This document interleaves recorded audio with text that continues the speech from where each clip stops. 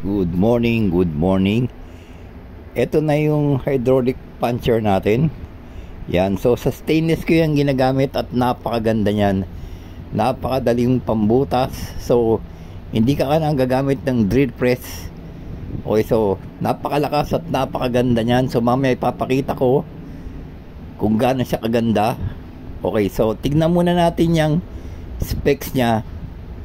Ayan, okay, zoom in natin. Okay, so yan, 2,200 watts yan. Yan ang lakas ng motor niya. Yan, 2,200. And ito yung maximum diameter ng butas na mabubutas niya, 20.5 mm. So medyo malaki na yan. And yung thickness ng bakal maximum is 8 mm.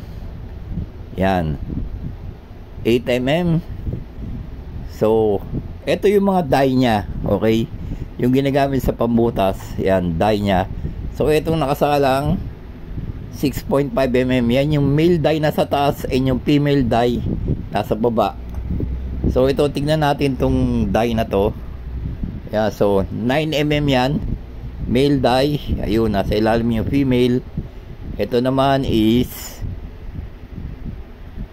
yan, 15 mm yan. Okay, next is eto, yan yung 20.5, yan yung maximum na, yan yung laki ng diameter na mabubutas niya. Ayan na itsura niyan. Okay, yun, babagsak ng ganun yan pag binutas. So ito naman, kumuha akong extra na 22 mm yan. Yan, 22 mm. Okay, so yan yung mga die nya. Ito naman is 12 mm yan. Okay, yan, 12 mm. So mamaya magsasample tayo, magbubutas tayo ng 3 o 4 stainless steel. Okay, na makapal. Ayan. So ang nagustuhan ko sa ano na to, puncher, may foot pedal. Ayan, nakikita nyo. So yan, tiyatapakan lang. Kasi pag may hawak mo yung bubutasin mo, ganyan. So, hawak mong dalawang kamay yan. So, gagamitin mo yung paa mo, foot punch, okay? Foot pedal. So, ganito ang pag-install yan. Yan, ipasok mo lang yan, dalawa na yan, ganyan. Yan. Tapos, meron yan, Allen bolt na dalawa. Left and right yan. Yan, Allen. Gagamitin mo Allen wrench. So, hihigpitan mo yan. Ganyan ang pag-install yan. Yan, left and right yan. Yan, may dalawang Allen dyan. Yan, so pag nahigpitan mo yan, eto naman sa taas ang hihigpitan mo. Ayan, meron din Allen bolt yan, and meron yan lock nut. Ayan, ako hindi ko masyadong hinihigpitan niya, alalay lang yan yung taas na yan, kasi pagbagsak niya para nakasentro. Yan, so tama lang ang paghigpit yan. Ayan, so ayan, bababa siya, babagsak ng ganyan. Mamaya papakita ko kung paano yan. So ito yung mga stainless na binubutas ko. So yung mamaya gagawa tayo 17 mm ang butas. So ito yung mga sample, no. So matigas to, stainless 304 yan.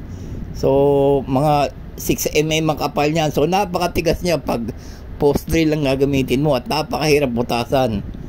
So yan, no. Yung mga gawa ko, yung mga sample ko. Ito pa isa, oh. Ayan, yan, stainless 304 din niya, makakapal yan, oh. Kung ano yan, barena, medyo mahirapan ka, matagal. Ito 1 second lang pagbagsak niyan, ganyan, butas agad yan. So sa stainless ko talaga ginagamit yan. Okay, so yan, ayan yung mga bracket na ginagawa ko. Laking ginhawa talaga yan. So yan, gagamit tayo. So ayan yung foot pedal, at meron yan switch sa taas. Okay, so 17 mm yung gagamitin natin. Ayun, ganyan ang paggamit yan. Bumabagsak siya. Ayun, okay. Yan, so ganyan, segundo lang. So ito yung flat bar na 1.5 ang lapad niya, and ayan, makapal siya, 6 mm. 3 o 4 stainless steel yan, napakatigas yan. So ganyan ang ano, yan, 17 mm. Okay, bubutasan natin yan. So, pag ito, pag pinapuha ba yan dyan, dapat yan, nakasentro na. Okay, so ito na, bubutasan na natin yan. So, yun yung foot pedal, tatapakan lang yan. So, mabilis lang yan. Isang bagsak lang yan, butas agad yan. Okay, so ito, abangan nyo. Ayan, ayun. 1 second lang, di ba? Butas agad. Mabilis, ganyan yan. Ayan, oh. Oh, ang laki ng butas, 17mm sa stainless steel yan, ha. So, ito yung part na butas, ayan, oh. Bali wala, di ba? So, impressive talaga to at napakaganda. Ayan. Ayan, nakita nyo. Ayan, oh. Sa likod may konti lang siya parang rebaba. Pwede naman grinder rin yan. Ayan. So, yan yung mga sample. So, ito pa yung iba, di ba? Ayan. Yan. So, sana po itong video to nagustuhan nyo. Paki-like, paki-share, paki-subscribe, and God bless.